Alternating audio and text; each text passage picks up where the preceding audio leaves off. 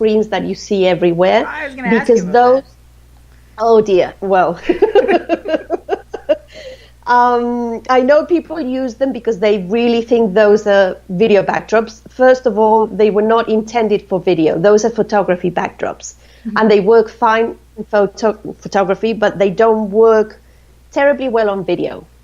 And then another thing is your brand is unique. I mean, every individual is different. Your brand is different. Your message is different. Even though you might be in the same field of expertise as somebody else, you might be, I don't know, a health coach, and there's plenty of health coaches, but everybody brings something different.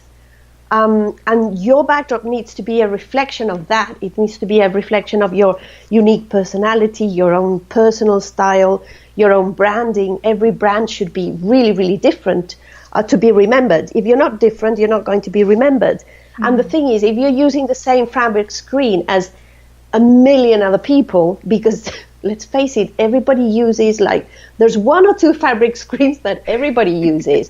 And it's like you can't remember who it is because, you know, it could be anything. It could be a health coach. It could be a doctor. It could be a Facebook ads expert. You don't know because the visuals are the same. So it's really diluting your message and your brand. It's harming your brand. So in some cases, it's even better just to stand in front of a white wall, which is, at least it's nothing. I mean, it's not good for your brand, but it's not any worse than a fabric screen.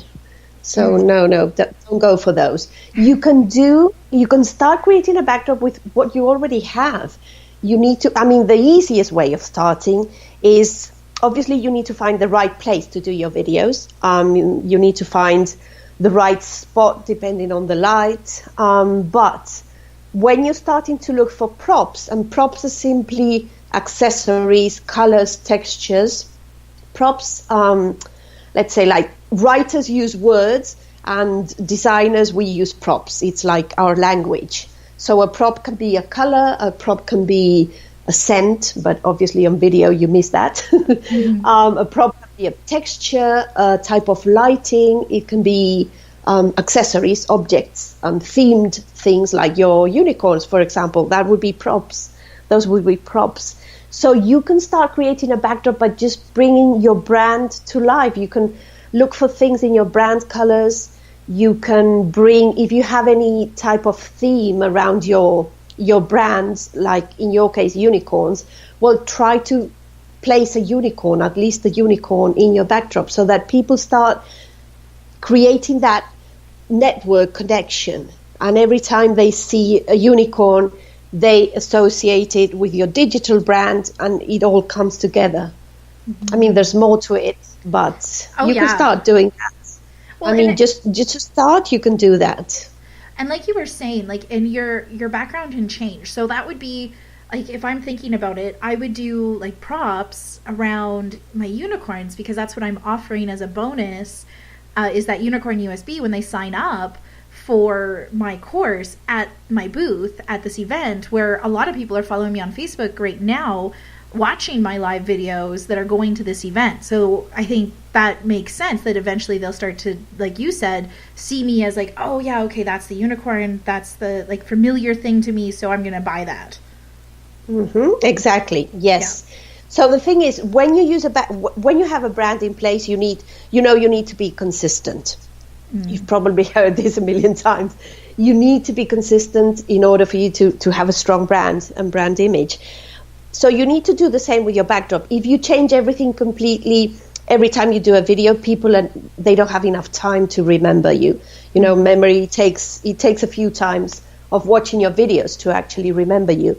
But you can use a few staple props, like you can always show the same type of props and then have fun with other extra elements. So you can have a few in place that you always show, and then depending on what type of video you're doing or what you're promoting at the time, you can change things around and you can make it more of a theme. Like if you're launching, you can create a theme launch. And it really depends. That's why you need to get really, really clear at the beginning on the goal and have a video strategy in place, because that will just guide you and it will tell you what props you need to use. Oh my goodness, that sounds depending so on powerful. what you're doing. Yeah, so powerful. A video strategy, guys. That's like, I'm game. I am on that. You have, like, I am good on that. We are going to do that. I need that. I'm one of those, honestly, like, I'm like, and I do events and retreats for a living, and I'm one of those that are like, let's just pop up a video right now.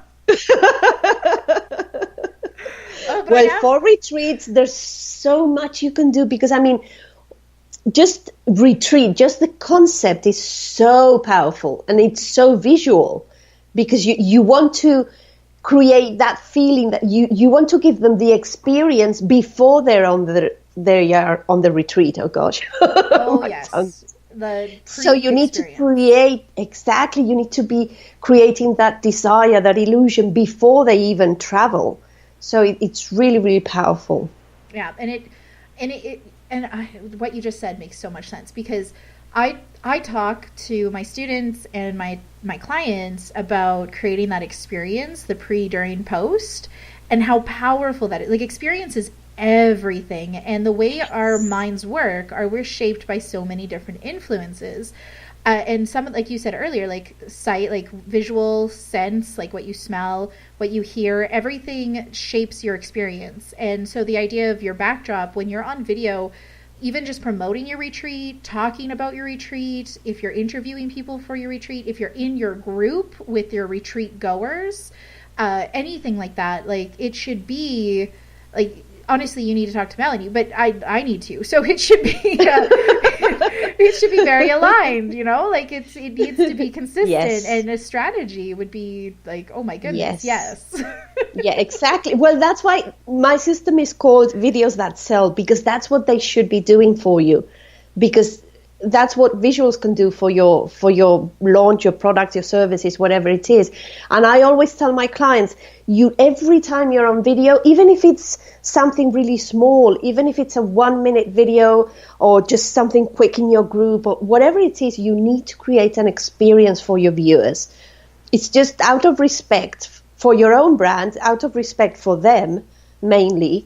And you just need, because they will remember that. You need to create this experience. So another thing you need to work on when you're doing videos, it's not just the visuals, it's not just the mindset, it's not just having a strong video strategy. You need to create your own video character. And that's something, that's also work I do with my clients. And it's really fun, because it's all about, it's not about showing up, being a different person to who you really are. It's actually bringing out your strengths and just working around your weaknesses, because we all have lots of weaknesses and defects, but you can work around those, even bring them into your videos as something funny you do or whatever it is. You can be okay with those, and you can really amplify your strengths, and that will make you magnetic on video, because people, I think it's very funny when you see, oh, just be yourself on video and you'll be okay. And that's not enough, because be yourself, what does that mean? Be your angry self, be your funny self, be your happy self, be your tired self. We need to show up the best way possible. And there's lots of things you can do to create that best you before you go on live. You can use like psychological hacks and really enjoyable tips. See, I'm enjoyable. Everything has to be fun. Well, why not? Why else are we in business? Exactly. Why suffer? But there's so many things you can do to bring out your best video character, so that every time you're on video, you're lively, you're vibrant, you're magnetic. If that's your personality, obviously, I mean, it depends. You can be serious and be great on video also. It really depends. But you can find your strengths and maximize them before you go on video. Oh, wow. Yeah, and I think that's so important. Like, I struggle with that too. Like, sometimes, like, you want to do a video, but you're just not in that zone. And oh, absolutely. Yes. Exactly. There's so many excuses, right? That's why I created the system. It was to help myself. That's how it all works. And so I've gone through all this, and I know it works. That's why I'm so passionate about it. No, really, I was petrified of video. Petrified. But just like a few months ago, and this is the funny thing, I was helping people create beautiful backdrops so they could do videos. And I wasn't doing video because I was so scared. I mean, I just panicked. It was really, really terrible. And now I have so much fun on video. Now I just love it. And so there are things you can use. There are techniques you can use. And when it's not the right time because you're tired, because the internet is not going well, or because, whatever, the pet is around, the kids are shouting, you can be in charge and do it anyway. So that's the difference between having a strong video mindset and not having it. You are going to struggle, but when you have the strong video mindset in place, you're going to do it anyway, because you're going to be able to walk around it and do it anyway.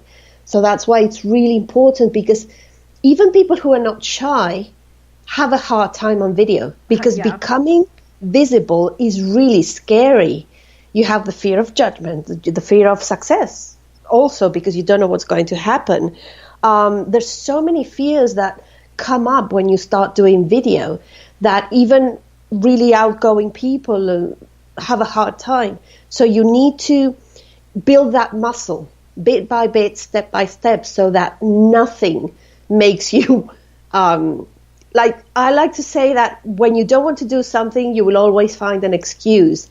And when you want to do something, you will only not do it if it's like, if, I don't know, there's no power. So then you just can't, you can't do it. But not only because, my internet connection is a bit wonky today. No, that's not an excuse. There's ways around that.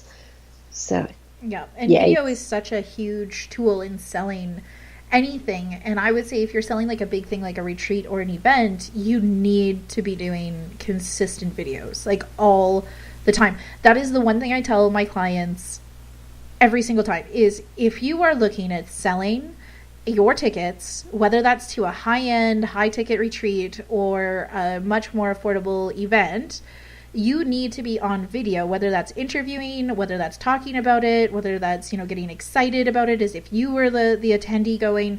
No matter what it is, video is one of the key points of selling. Like it's a must. It is a must. And it's also the fastest way. So it is a must nowadays. I mean, you cannot sell without video. But also it's so multi-purpose in a way. You can do so much with video. You don't have to stick to just the one type of video. You can do a million things, and you can show behind the scenes, and there's so many things you can do, and especially a retreat where they haven't actually been there before. So you need to create that desire in their minds, and they need to even imagine themselves there. And you can really do that with video. Oh, so much. Like my last retreat, that's how I pretty much sold all my tickets, just through videos, whether that was interviews or just talking about it. It's the biggest way to sell tickets. The fun thing, like you had said earlier, was when you're doing a backdrop, you can play with little things. I think I saw one of your videos once where you had put up, you have this little sign that's in the background of your video, and whenever you have a guest, you put their name on it, featuring or something like that.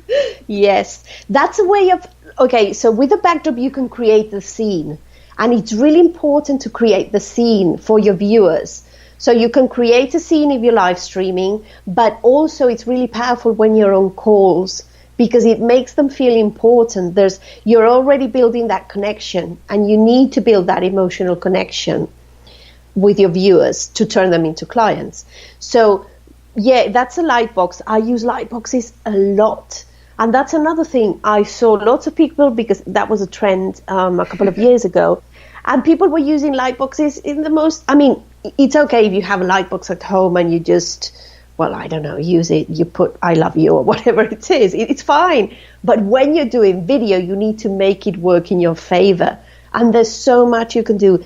And they can actually help you close sales. That's a fact. Ooh, tell us a bit tricks. Well, it's all about setting the scene again. So if you know who you're going to be talking to, you can do something special for them. You can make them feel special. So maybe spell their name or use their tagline, or there's many ways you can do it. If you know the person, it's always easier. But if not, you can always go to their profile and look at a few things if they like something or not. and just make it special for them.